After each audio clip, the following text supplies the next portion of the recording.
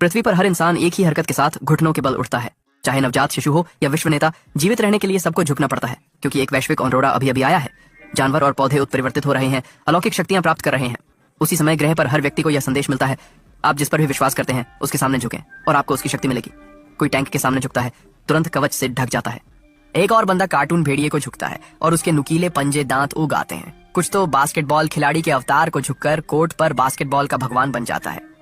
मैं तो खुद को नमन कर रहा हूँ। देखो, मैं पुनर्जन्म लेकर सच जान गया हूँ। तुम्हारी शक्ति इस पर नहीं कि तुम किसे पूजते हो, बल्कि अनुकूलता पर है। जितना गहरा जुड़ाव उतनी ही अधिक शक्ति। कुछ भाग्यशाली पिछले जन्म के देवता पाकर सरदार बने, पर पिछले जन्म में मैंने गलती की।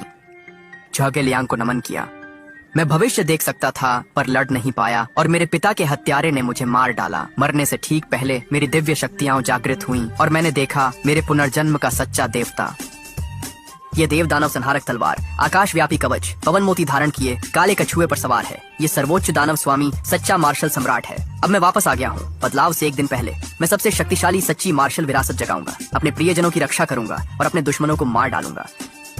पहला कदम, अभी वुडांग पर्वत पहुंचो। वह सच्चे मार्शल सम्राट की पावन भूमि है। वहाँ मुझे प्रणाम करके ही मैं पूरी विरासत पा सकता हूँ। अगले दिन वो वुडांग पर्वत पर्यटकों से भरा है, पर मैं सबसे अलग हूँ। पीठ पर 7 फुट का दर्पण लिए, 3 कदम 1 प्रणाम, 9 कदम 1 दंडवत। लोग क्या सोचते हैं मुझे परवाह नहीं।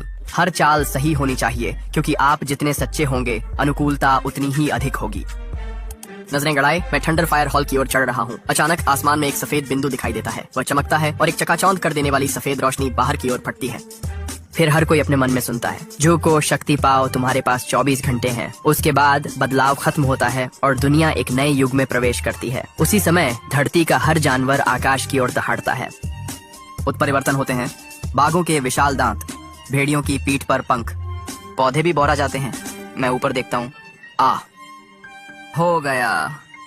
तो ठीक है, इस वैश्विक बदलाव को शुरू करते हैं। फोन बजता है, मैं होश में आता हूँ। कहाँ? ताइक्सुआन, तुम कहाँ हो? बदलाव शुरू हो गया। मेरे माता पिता मुझे घर बुला रहे हैं। उन्हें एक जेड गुआनिन मूर्ति मिली है। कहते हैं कि मैं गुआनिन की विरासत पा सकता हूँ। ताइक्सुआन, मैं पहाड़ पर हूँ। जुएर, तुम वापस आकर मुझे फोन कर सकती हो। ध्यान से सुनो, ये महत्वपूर्ण है। ये वस्तु के मूल्य के बारे में नहीं है, ये अनुकूलता के बारे में है। तुम उससे कितने करीब हो।